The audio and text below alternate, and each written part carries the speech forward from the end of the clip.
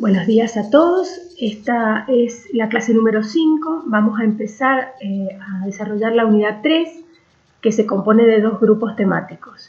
El primer grupo, que es el que corresponde a esta clase, es el grupo de París y el proceso cultural que implica este grupo en este desarrollo que venimos siguiendo, y la clase número 6, que se ocupa especialmente de las vanguardias geométricas, que son un movimiento muy importante en la Argentina y en América Latina en general, en algunos países.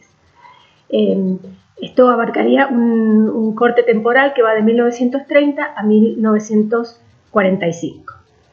Bueno, vamos a verla rápidamente esta parte porque es un periodo particular que se desarrolla en alrededor de 15 años y que la característica principal es que está formado por una gran cantidad de artistas de muy buena calidad que van a generar una relación ya muy positiva entre el público y los movimientos de vanguardia, los movimientos modernistas, digamos, que habíamos visto aparecer en la década del 20. ¿Qué es lo que se les achaca, digamos, a estos artistas desde el punto de vista crítico? Que no innovaron, ¿no? Que siguieron un poco desarrollando las propuestas innovadoras de la década del 20 y que ellos no se ocuparon, digamos, de desarrollar propuestas nuevas. Estas críticas tienen que ver con las posiciones que toma la crítica, en este caso, que definitivamente ya a partir de la década del 30 se va a poner del lado de los artistas innovadores. Tanto así que va a estar siempre como muy atento a las innovaciones y va a cuestionar dentro del campo de los innovadores a los que innovan menos. Sería un poco esa la idea. Este grupo de artistas de la década del 30, todos viajan a Europa a estudiar, hay una gran cantidad de ellos que son artistas de clase social acomodada, que forman parte de estas generaciones de gente que viajaba y se pasaba largo tiempo en Europa, volvían a viajar, y van a desarrollar un modernismo con las fuentes más importantes que ya habíamos visto, que son el cubismo, el expresionismo, el futurismo y el fauvismo en algunos casos, un modernismo ecléctico, es decir, no van a hacer ni una cosa ni la otra, van a mezclar un poco todas estas tendencias nuevas, siempre partiendo de esta idea de lo manierista, ¿no es cierto? Un manierismo de lo moderno, que en este caso va a estar todavía más mezclado. Vamos a ver en las imágenes de estos artistas rasgos definitivamente modernistas, pero no vamos a identificar un estilo en particular porque casi todas estas obras van a ser de un fuerte eclecticismo y manierismo. Lo más importante de la vanguardia moderada de la década del 30 es que van a establecer, digamos, este vínculo con el público y con los consumidores más jóvenes, van a tener un mercado también ya de consumidores más jóvenes, de profesionales, van a ganar la batalla, digamos, van a ir instalándose y ya después de la década del 30, incluidas las instituciones oficiales que hasta ahora todavía seguían en manos de los artistas de la generación del 80 o de los artistas más conservadores, van a ir perdiendo esos lugares, pero se va a formar una especie de academicismo moderno que va a durar bastante tiempo, casi hasta nuestra época. El academicismo moderno tiene un principio de aprendizaje de las artes, que es escalonar el conocimiento partiendo del aprendizaje clásico, del arte clásico, y a partir de ahí la deformación o la distorsión en relación con la aplicación de algunos principios formales y estilísticos que había incorporado la vanguardia. Es el proceso más o menos de aprendizaje que seguimos en la escuela de cine, también en las academias, que es empezar por lo clásico, aprender lo clásico, es decir, el dibujo realista o una puesta de cine clásico, con la intención de avanzar hacia una idea más estilizada y más condimentada con algunas características de movimientos que no tienen la pretensión de ser clásicos. Eso es lo que llamamos nosotros la academia moderna. La crítica de arte de la década de fines del 30 y 40, que se va a poner del lado del modelo de la innovación, que ya lo vamos a estudiar en estética, bien, como es esto del modelo de la metacategoría de la innovación, va a estar siempre atento a estos artistas que se empiezan a quedar un poco estancados en sus propuestas. Son todos muy interesantes, una linda década porque hay un montón de artistas ya muy importantes trabajando y son todos muy interesantes, muy buenos artistas que en general tienen estas características. Bueno, yo les puse acá, dentro del contexto de las vanguardias que habíamos visto, a Jules Solari y a Petoruti con la introducción de algunas tendencias, aparece en la década del 30 el problema del arte ya no figurativo, no del cubismo, expresionismo, sino de la representación estrictamente no figurativa, y aparece el tema del surrealismo como un tema central, que va a tener mucho impacto por un largo tiempo. En el caso del surrealismo, volvemos otra vez a esta idea del manierismo, de un manierismo del surrealismo, que va a tener más que ver con un manejo racional de escenas o situaciones oníricas que con procedimientos propios del surrealismo, como el automatismo psíquico o el método paranoico crítico o el azar. Todo esto se los recalco porque me interesa que vayan aprendiendo qué es esto de la estilización o del manierismo de algo, del eclecticismo, del manejo formal encima de la imagen y donde los procesos, digamos, de ruptura o de transformación que han sufrido las imágenes quedan abandonados nada más que con la idea de tapar un poco la forma clásica con un maquillaje nuevo. Eso es interesante, es un punto muy crítico de la cultura latinoamericana que ha tenido visiones positivas y negativas. A mí me interesa que nos corramos de esas apreciaciones, sí me interesa la descolonización y la deconstrucción de esto que estamos mirando, que nosotros podamos pensar lo que estamos mirando, entender cómo se han formado esas imágenes, pero creo que esta condición de lo ecléctico, de lo manierista, de lo fagocitado y vuelto a reproducir de una manera desobediente, es interesante como un rasgo cultural de estos lugares en los que hay tanta mezcla de cosas y tanta dependencia en cuanto a la información que proviene de los centros de poder. Entonces vamos a ir pensando en esta idea que vamos a estudiar también en estética, que después desarrollan los brasileros, que se llama canibalismo, la teoría del canibalismo, que es me como al otro, digamos, que está fundado en me apropio y lo desarmo y en algunos casos está hasta la idea del vómito. Aparece esta imagen que no tiene nada que ver con aquello que tomé como referencia.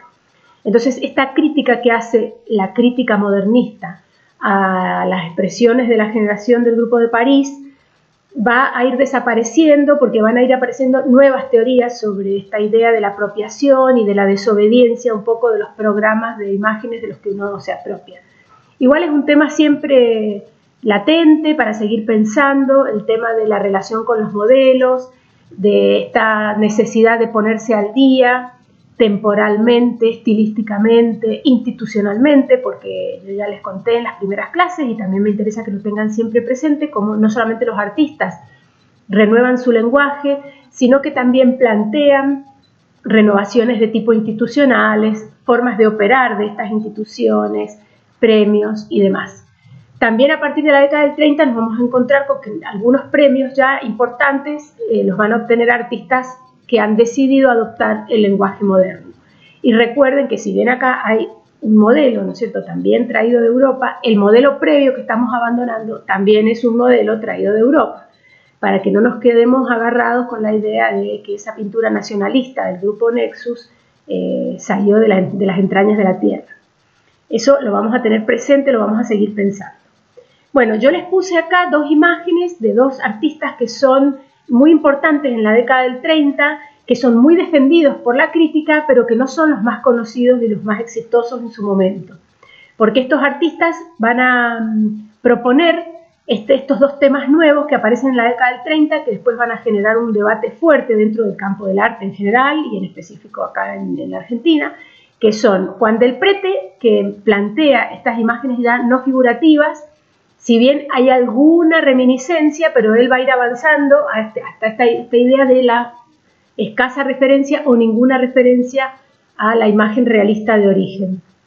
Piensen que en el cubismo, en el futurismo y en el expresionismo nosotros tenemos una imagen realista de origen distorsionada por algún proceso de representación.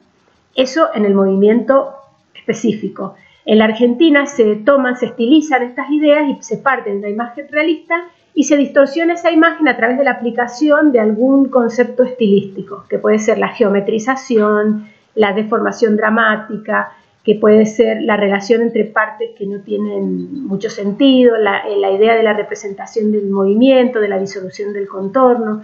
Todo esto se aplica de manera decorativa sobre una imagen de origen que en general es reconocible.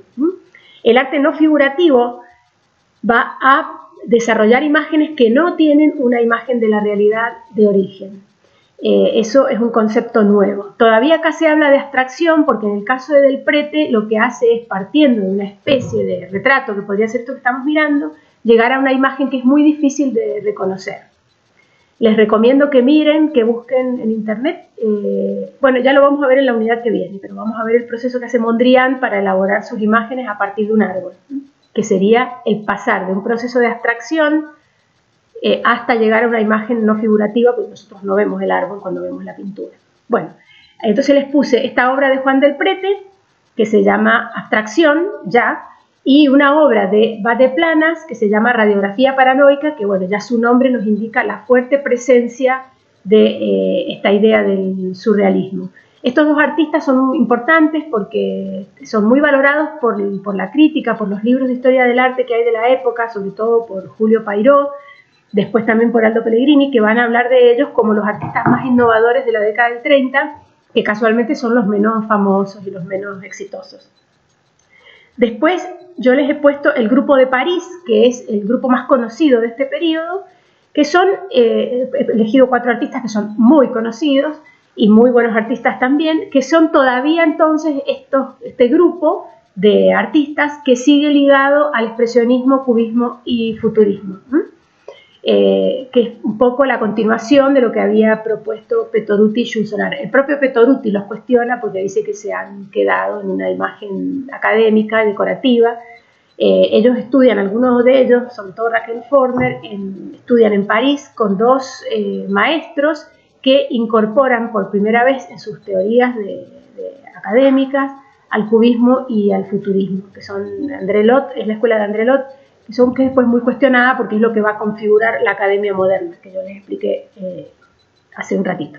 Bueno, acá les he puesto estos 4 artistas para que tengan de referencia, que son Alfredo Bigatti, Antonio Berni, Lino Spilimbergo y Raquel Forner. Alfredo Bigatti y Raquel Forner son un matrimonio de gente, ella sobre todo de una clase social acomodada, cuya casa es una casa así le corbusiana muy preciosa que está en la Plaza de las Artesanías de San Telmo, así que si alguien viaja a Buenos Aires, en la esquina que no tiene calle, digamos, en la parte de la plaza que no tiene calle, en esa esquina está la casa de Bigatti Forner, que hay una fundación, que es una cosa muy hermosa, así que si alguien viaja puede visitarla. Ya estamos estudiando cosas con las que podemos tomar contacto directo. Alfredo Bigatti es uno de los escultores, ya les he puesto un escultor acá también, muy relacionado con este modernismo, y él es además el escultor que desarrolló el Monumento a la Bandera en Rosario, para que vayan teniendo ya referencias de cosas que forman parte de nuestra vida cotidiana. Bueno, estos 4 artistas que corresponden al Grupo de París, yo se los he puesto para que ustedes los vean, están en el caso de Raquel Forner, sobre todo, y de Antonio Berni, son 2 figuras muy importantes porque van a trabajar mucho tiempo y su obra va a sufrir una mutación grandísima en ese proceso.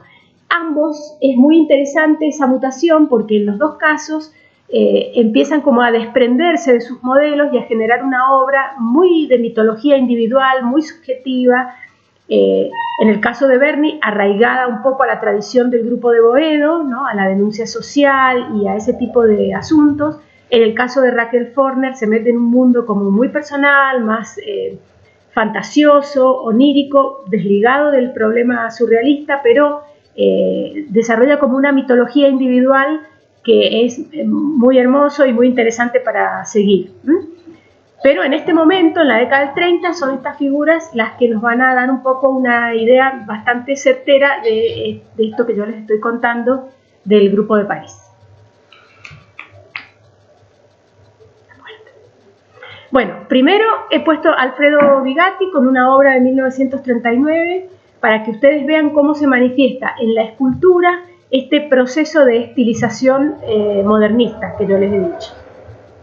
Es una escultura fundida en bronce, seguramente modelada en arcilla.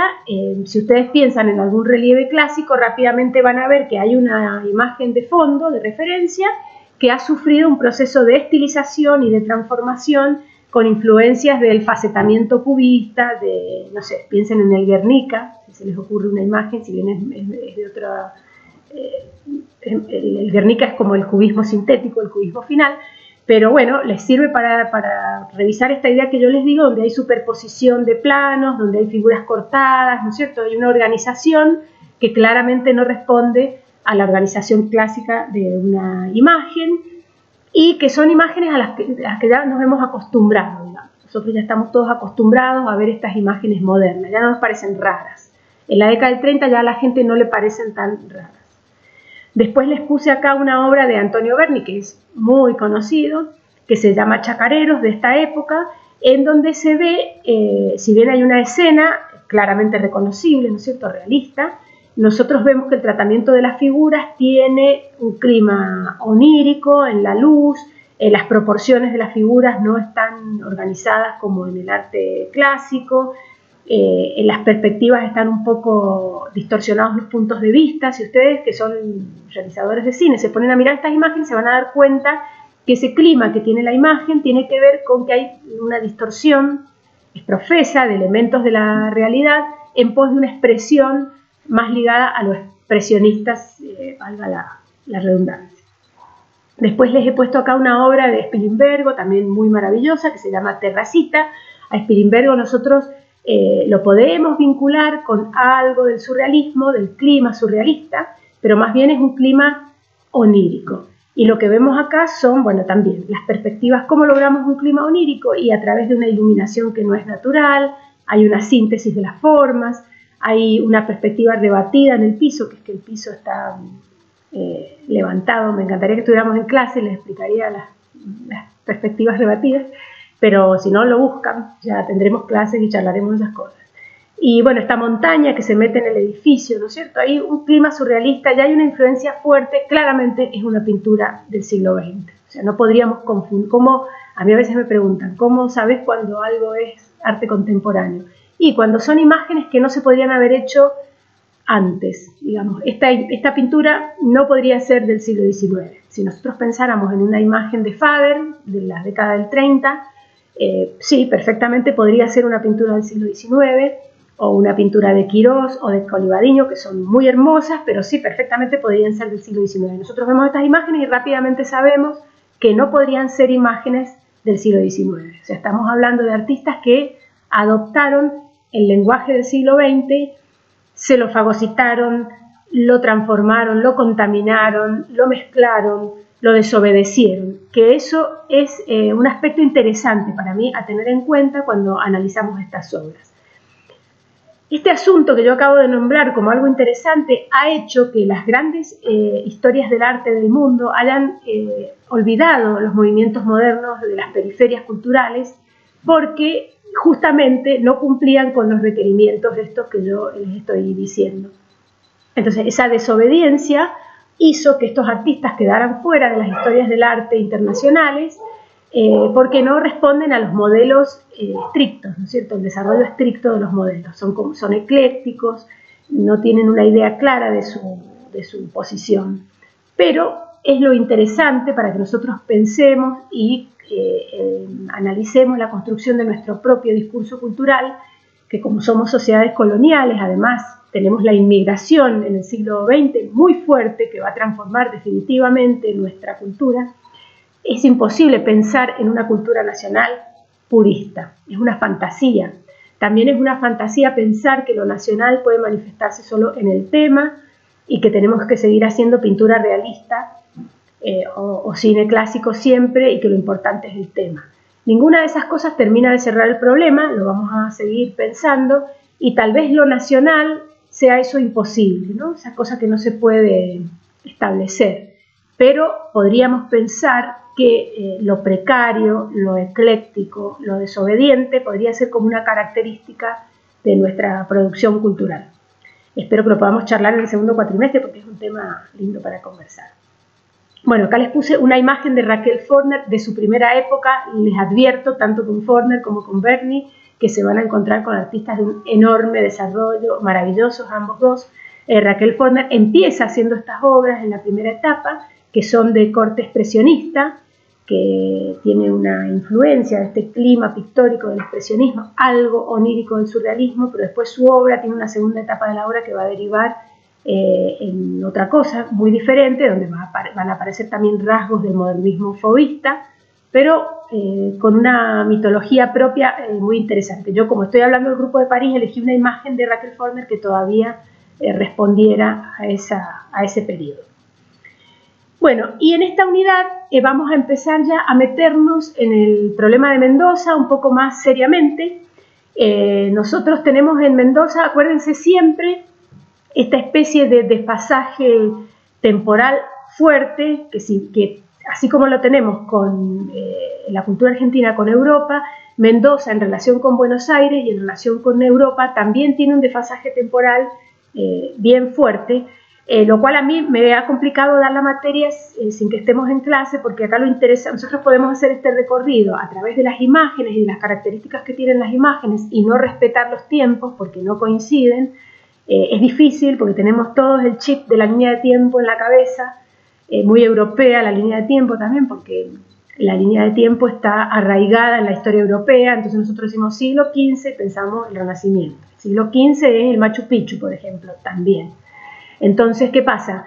Que la línea de tiempo la tenemos muy incorporada en nuestra organización intelectual, es muy difícil salir de ahí sin que se desordenen las ideas, pero a nosotros nos juega una muy mala pasada la línea de tiempo porque tenemos como líneas de tiempo paralelas. Si hacemos coincidir las imágenes, los tiempos no coinciden. Yo he tratado de buscar acá algunos artistas que más o menos sí coincidan, que son Roberto Asoni y Vicente Laire Estrella, más o menos de esta época, y que ambos dos tienen, tal vez no específicamente en esta época, pero sí en el desarrollo de su trabajo, esta influencia lavada y aguada del lenguaje moderno. En el caso de Asoni van a encontrar más material, es un pintor muy conocido. En el caso de Laire Estrella menos, porque bueno, un hombre que se dedicó a muchas otras cosas, a la educación entre otras, y lamentablemente la obra en Mendoza, chicos, no hay ni quien la cuide, ni quien la guarde, ni quien la documente, así que muchos artistas, en el caso de Asoni está su familia ocupada de tener en resguardo la obra, más alguno que otro amigo de él y coleccionista que acopió su obra. En el caso de Laire Estrella, lamentablemente no tuvo hijos, su casa quedó en manos de la Escuela de Dibujo al Aire Libre, que es un grupo de personas sin recursos, que no han podido generar todavía nada que pusiera eso en valor, así que bueno, es un artista difícil de rastrear. Roberto Asoni es... y Laire Estrella también, figuras muy importantes en cuanto a la organización institucional en Mendoza. Un poco son una mezcla entre el Grupo de París, muy moderado, y los artistas de la generación del 80. Van a organizar sobre todo o especialmente las instituciones educativas. Van a crear la Escuela Provincial de Bellas Artes, que todavía existe. Vicente Laire Estrella, que era un personaje muy interesante, muy moderno en su pensamiento. Eso me parece que tengamos en cuenta también estos artistas que, además de producir su imagen y su obra, van a pensar la escena. Eso es un perfil de artista que a mí me interesa mucho que trabajemos, que pensemos, porque creo que a veces uno se dedica a estas cosas y no piensa en que pueda tener otra posibilidad más que hacer la obra. Estos artistas, además de hacer su obra, fueron los artistas que desarrollaron y construyeron la escena educativa. Les voy a contar una anécdota solo de Laire Estrella. Él quería que las chicas estudiaran dibujo y además quería que estudiaran desnudos, que fueron dos debates de las mujeres en los ingresos a las academias.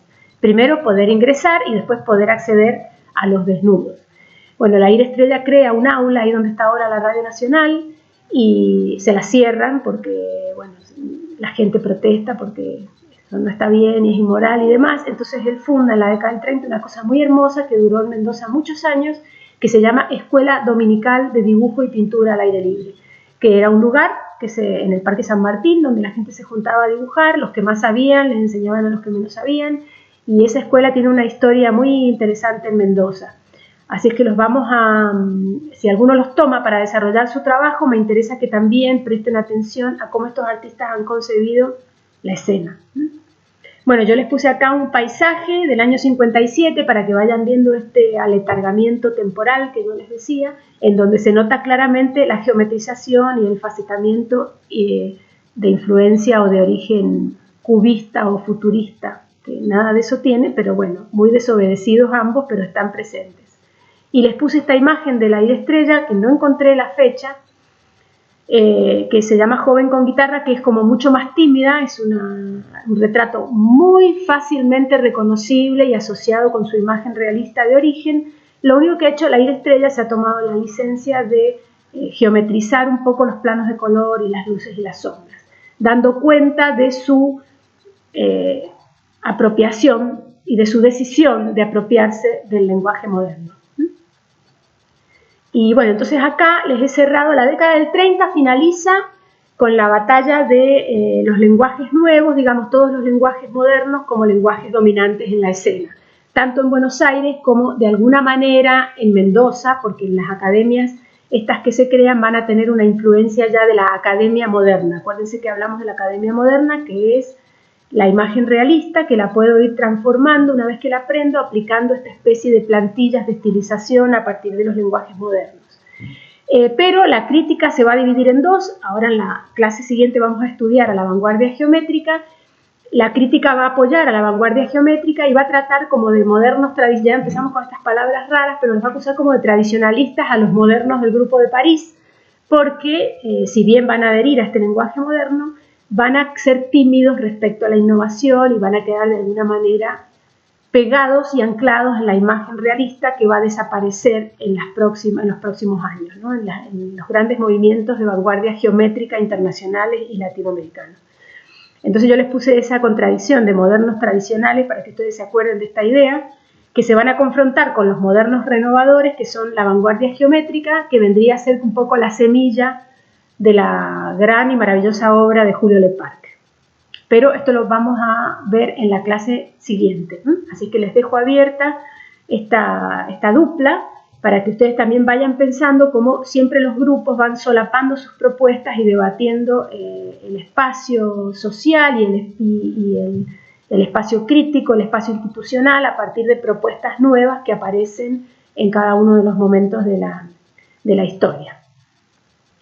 Bueno, la clase de hoy entonces me interesa que se queden pensando un poquito en esta idea de este eclecticismo modernista, de la apropiación y la desobediencia de estos lenguajes. Vamos a trabajar sobre la desobediencia y en la medida en que los artistas han ido asumiendo la precariedad y la desobediencia como parte de su discurso expresivo, ha ido apareciendo una idea de lo imposible que es establecer algo nacional en culturas tan complejas como las nuestras y donde está todo mezclado con todo.